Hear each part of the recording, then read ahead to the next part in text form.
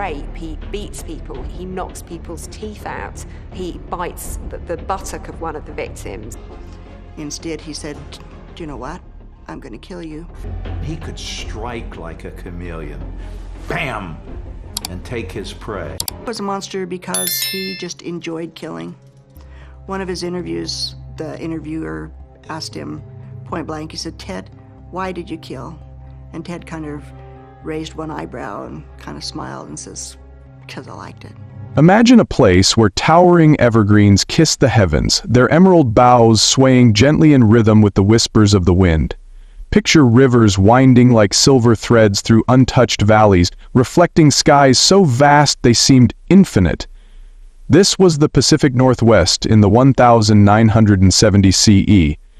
Land celebrated for its beauty, tranquility, and charm, a sanctuary of simplicity, where life unfolded at a slower pace, far removed from the chaos of bustling cities. Or was it? Could such perfection truly exist without harboring shadows within its depths? Was this paradise as serene as it appeared?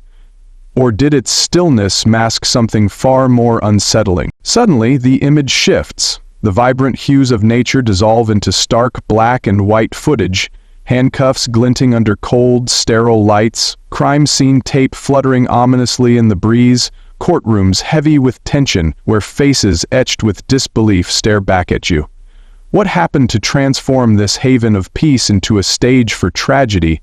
How could a region known for its warmth and simplicity become entangled in tales of fear and loss? Carol Durant was just another teenager on November 8, 1974. She lived an ordinary life filled with schoolwork, laughter, and dreams of the future. But what should have been an unremarkable evening turned into a nightmare she would never forget. That night, Carol became one of the few survivors of America's most infamous predator. Why her? Why then? And why, against all odds, did she live to tell her story when so many others did not? How does someone who seems so charming, so disarmingly normal, manage to hide such profound evil? To those around him, he was magnetic, handsome, well-spoken, even trustworthy. Yet beneath that polished veneer lay a mind capable of unspeakable acts. Who among us would have suspected him? Would you have seen past his smile? Or would you too have fallen prey to his carefully crafted facade? And why did it take so long for anyone to believe the truth? Was it because he was too clever, twisting reality until doubt clouded every accusation? Or was it our own unwillingness to accept that monsters can wear human faces? How many chances did we miss to stop him before the trail of devastation grew wider? At the center of this chilling mystery lies one haunting question. How did Ted Bundy evade capture for so long, despite leaving behind clues that screamed for attention? Each fragment of evidence, each whisper of suspicion, seemed to vanish like smoke in the wind. Was it brilliance on his part, or failure on ours? And if we had acted sooner, how many lives might have been spared? The college towns of Utah, Washington, Colorado, and Florida in the 1970s were places where life moved at a gentle pace. Doors were left unlocked, bicycles rested casually against front porches, and neighbors greeted one another with warm smiles on quiet streets. These communities thrived on trust, a shared belief that the world was inherently good, that strangers posed no threat, and that safety was not something to be questioned but taken for granted. It was an era when innocence seemed woven into the fabric of everyday existence.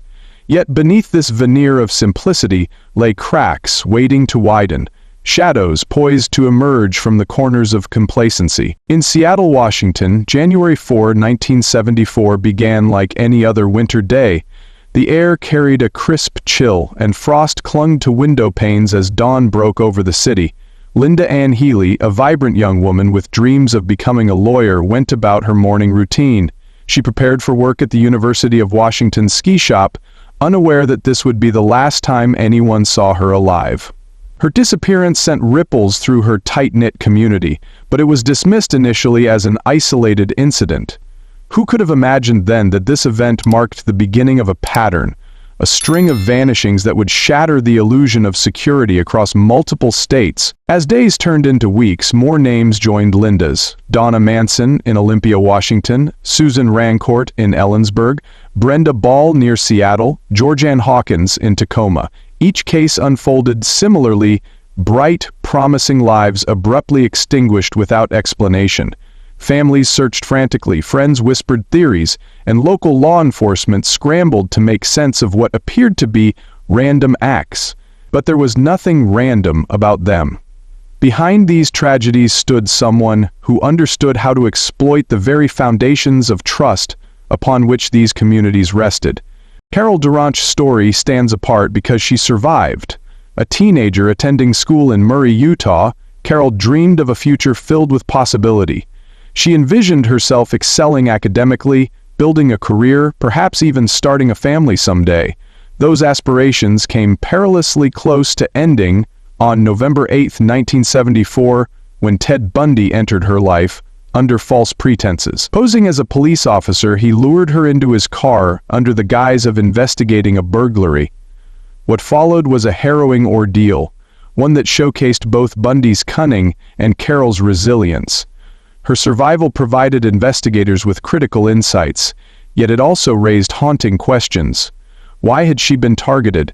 And why had others not been so fortunate? Kimberly Leach's name remains etched in history as one of Bundy's final known victims.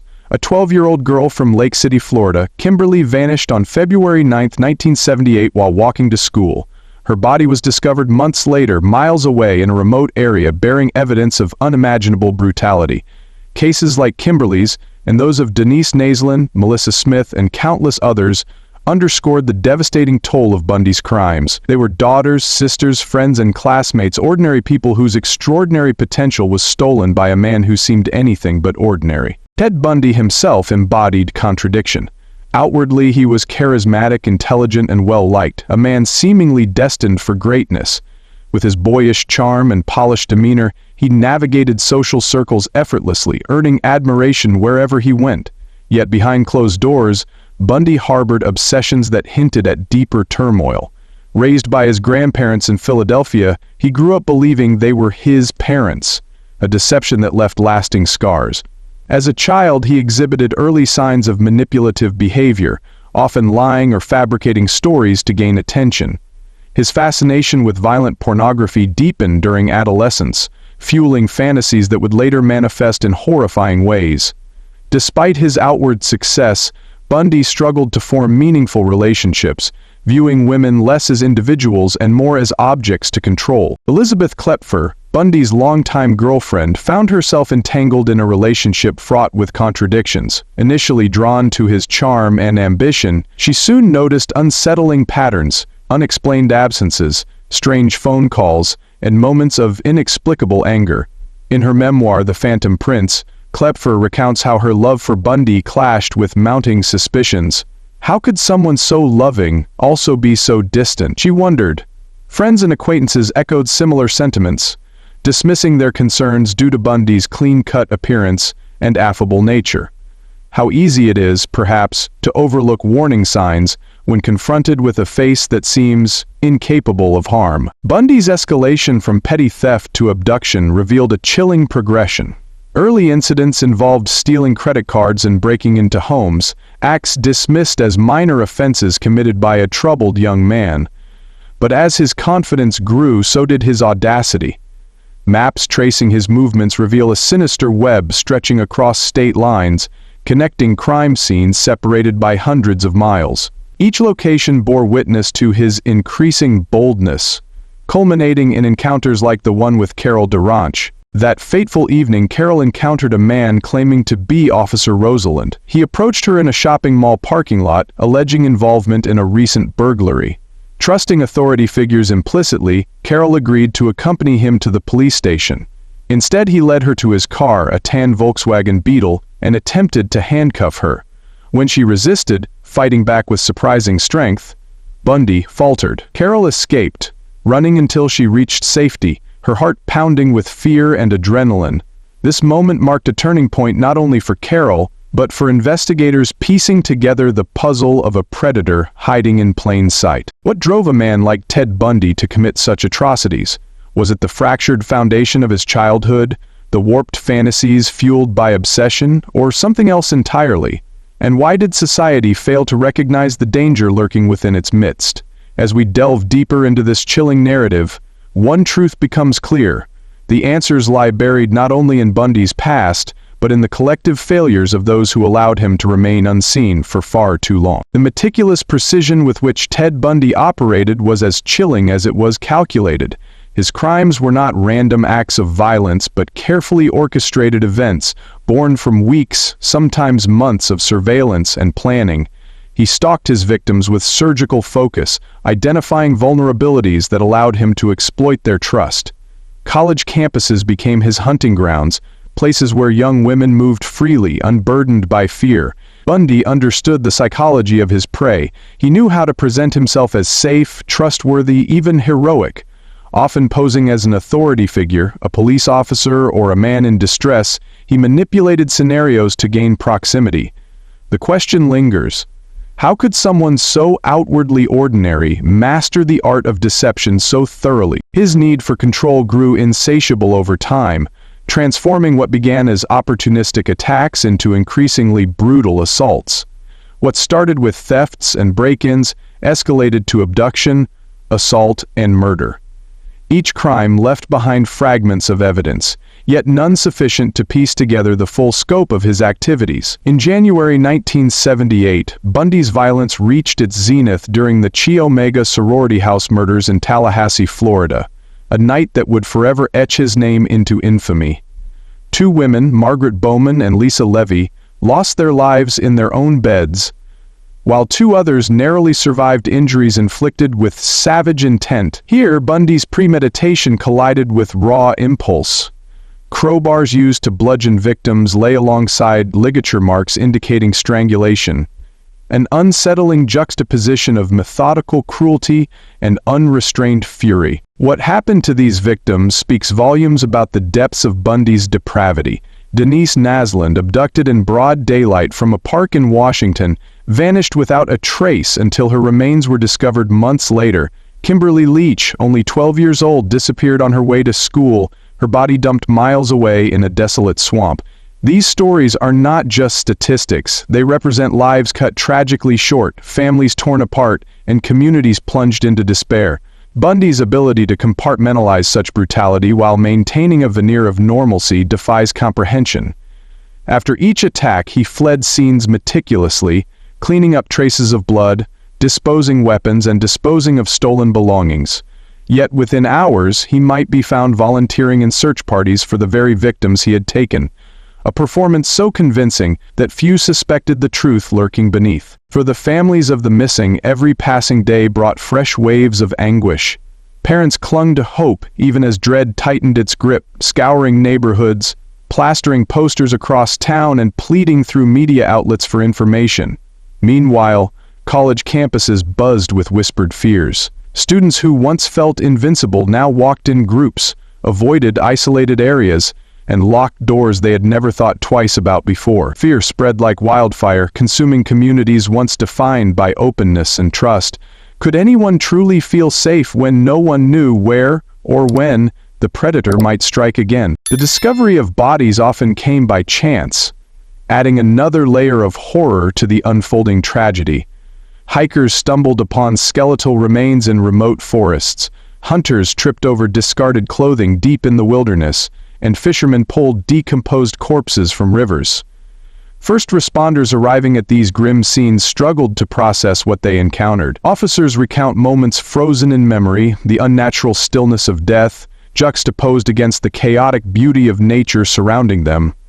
As patterns emerged, linking disparate cases across state lines, investigators realized they were dealing with something unprecedented, a prolific killer whose reach extended far beyond initial assumptions. Law enforcement faced monumental challenges piecing together this scattered puzzle.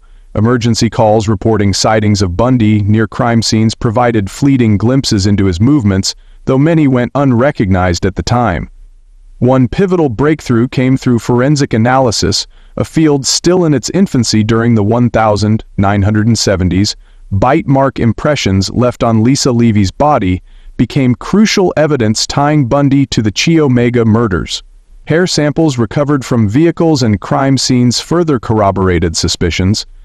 These scientific advancements marked turning points in the case, bridging gaps between circumstantial clues and concrete proof. Yet unraveling Bundy's web required more than physical evidence.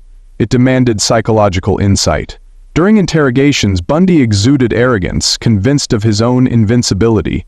He parried questions with practiced ease, deflecting accusations with charm and wit. But Robert D. Keppel, lead investigator on the case, recognized the cracks beneath Bundy's polished exterior. Through relentless questioning tactics designed to expose inconsistencies, Keppel chipped away at Bundy's defenses. The pressure mounted as contradictions surfaced, details mismatched, timelines unraveled, and alibis crumbled under scrutiny. For the first time, Bundy's confidence wavered. It was a slow unraveling, a gradual dismantling of the facade he had maintained for so long. In those tense interrogation rooms, the battle shifted, not merely between investigator and suspect, but between truth and deception. Bundy's denials carried weight initially, bolstered by his reputation as a model citizen. Yet Keppel persisted, driven by a determination to honor the victims whose voices had been silenced. And slowly, painfully, pieces began falling into place. The arrogance that once shielded Bundy now betrayed him, revealing glimpses of the man behind the mask, a man whose actions spoke louder than any words ever could. The courtroom was a stage, and the trial of Theodore Robert Bundy became one of the most anticipated legal dramas in American history. It was here, under the harsh glare of fluorescent lights, and before an audience riveted by both horror and curiosity, that the prosecution laid out its case. A meticulous tapestry woven from decades of investigation, survivor testimonies, forensic breakthroughs, and circumstantial evidence. Carol Duranch took the stand, her voice steady but tinged with emotion as she recounted the night Bundy tried to abduct her. She described his deception, the badge he flashed, the handcuffs he wielded, and how close she had come to becoming another name on his growing list of victims. Her testimony carried weight not only because she survived, but because it provided investigators with their first clear glimpse into Bundy's methods. Other witnesses followed, each adding threads to the narrative. Friends and family members of the deceased painted portraits of vibrant lives abruptly extinguished. Margaret Bowman, Lisa Levy, Kimberly Leach, and countless others whose stories were now told through tears.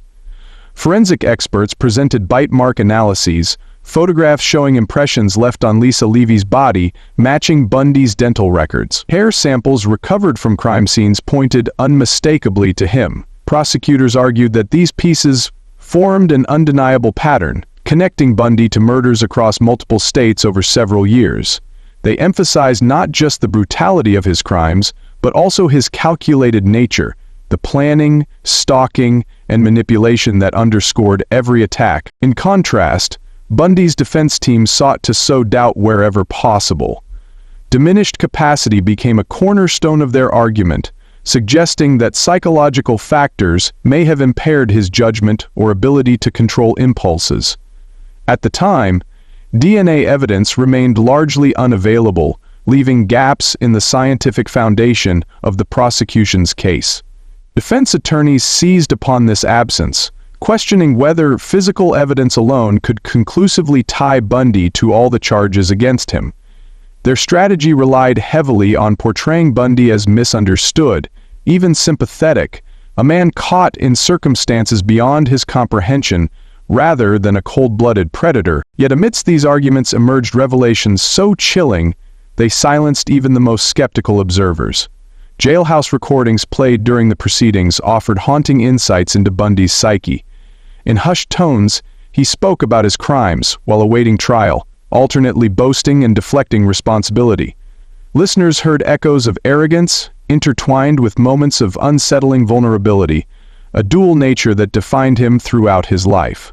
These tapes stripped away any remaining illusions of innocence, exposing the depth of his depravity in stark detail. As days turned into weeks, tension mounted within the courtroom. Witnesses held their breath, Jurors leaned forward, scribbling notes furiously. Reporters jotted down every word for headlines that would captivate millions.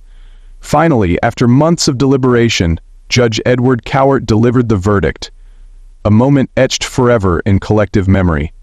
Standing solemnly behind the bench, Cowart addressed Bundy directly, his voice firm yet tinged with sorrow. "Take care of yourself," he said, a peculiar remark given the gravity of the situation. Then came the sentence, death by electrocution. The room fell silent, except for the faint rustle of papers and muffled gasps. Justice, though delayed, had finally been served. Or so it seemed. For those who had followed the case closely, the sentencing marked both closure and reflection. Closure for families who had waited years for accountability, clinging to hope when answers felt impossibly distant. Reflection for society at large, forced to confront uncomfortable truths about trust, perception, and the darkness capable of hiding in plain sight. Bundy himself appeared unmoved, maintaining composure as guards escorted him from the courtroom. Yet beneath his calm exterior lay questions unspoken. Would he accept responsibility? Could remorse ever pierce the armor of denial he wore so effortlessly? Outside the courthouse, crowds gathered, some cheering, others weeping openly. Television screens flickered with images of jubilation mixed with grief, a nation grappling with emotions too complex to articulate fully. For many, the trial represented more than the conviction of a single man. It symbolized a reckoning with the fragility of safety and the lengths required to protect it. And yet, as the echoes of Judge Cowart's words faded, lingering doubts remained. Had justice truly triumphed, or merely scratched the surface of a deeper abyss? The fallout from Ted Bundy's crimes stretched far beyond the courtroom, rippling through families, communities, and society as a whole. For those left behind, parents, siblings, friends, the pain of loss was compounded by years spent searching for answers that never came easily. Survivors, like Carol Duranch, emerged not only as witnesses to history but as advocates determined to ensure no one else would endure what they had. Their voices became rallying cries for change, pushing for greater awareness about the dangers lurking in everyday interactions. They spoke at conferences, participated in documentaries, and worked tirelessly to dismantle the societal blind spots that allowed someone like Bundy to operate unchecked for so long. Memorials began to take shape across the country, each one a testament to lives cut tragically short. In quiet parks and bustling campuses alike, plaques bore names once whispered in grief. Linda Ann Healy, Kimberly Leach, Denise Nasland, and countless others whose stories deserved remembrance. These memorials served not only as places of reflection but also as reminders of resilience, a way to honor victims not merely as statistics but as individuals brimming with dreams and untapped potential. Families organized annual vigils, lighting candles and sharing memories to keep their loved ones alive in spirit, if not in presence. Through these acts of commemoration, healing slowly began to take root. Even as scars remained visible, public opinion wrestled with conflicting narratives surrounding Bundy himself. The media played a pivotal role in shaping perceptions, often fixating on his charisma and intelligence rather than the atrocities he committed. Debates erupted over whether fascination with Bundy risked glorifying him posthumously or overshadowing the true focus, the victims whose lives he stole. Some argued that understanding his psychology offered insight into preventing future tragedies. Others saw it as an affront to justice, allowing him to command attention even after death. This tension underscored broader questions about how society engages with evil, whether dissecting its origins provides clarity or inadvertently gives it power. Systemic failures loomed large in hindsight. Law enforcement agencies operating independently failed to connect dots scattered across state lines, enabling Bundy to evade capture despite mounting evidence. Jurisdictional barriers hindered communication, while biases rooted in appearance and demeanor clouded judgment. His clean-cut image misled investigators time and again, underscoring the need for reforms in profiling techniques and interagency collaboration. Mental health professionals joined the conversation, urging recognition of warning signs, controlling behavior, manipulation, obsession that might signal deeper issues before escalating into violence. Awareness campaigns proliferated, encouraging open dialogue about abuse and empowering victims to seek help without stigma. Reflecting on Bundy's legacy reveals uncomfortable truths about human nature and societal vulnerabilities. He exploited trust, leveraging charm and authority to prey upon unsuspecting individuals. Yet his story serves as both cautionary tale and call to action, a reminder that predators often wear friendly faces. By shining light into shadowy corners, fostering vigilance, and dismantling taboos around discussing abuse, we can create safer environments for generations to come. Education remains our strongest weapon against ignorance, equipping communities to identify red flags early and respond decisively. Honoring the victims requires more than remembering their names. It demands celebrating who they were and imagining who they might have become. Linda Ann Healy dreamed of becoming a lawyer, her passion for justice tragically unfulfilled. Kimberly Leach, just 12 years old, carried aspirations yet unknown, her life snuffed out too soon. Each victim represents a universe of possibilities extinguished prematurely, leaving voids impossible to fill. To honor them fully means refusing to let their stories end with tragedy, to instead channel grief into advocacy, ensuring their legacies inspire meaningful change. Preventative measures stand as beacons of hope amid darkness. Domestic violence hotlines offer lifelines to those trapped in abusive situations, providing confidential support and resources. Victim support groups foster solidarity among survivors, creating spaces where experiences are validated and healing is nurtured. Mental health initiatives aim to break cycles of harm, teaching empathy, accountability, and healthy relationship dynamics. Contact information for these services must remain accessible, a constant reminder that help exists for anyone needing it. Together, they form a network of care designed to catch those falling through cracks Bundy once widened. As this narrative draws to a close, let us remember, evil often wears a friendly face, but together, we can shine a light in the darkest corners. Bundy's story challenges us to confront uncomfortable realities while renewing commitments to justice, compassion, and prevention. Share this video, not to dwell on horror but to preserve the memories of those lost, ensuring their voices continue echoing through time. Let their stories remind us of humanity's capacity for both cruelty and courage, and inspire us to choose the latter every single day.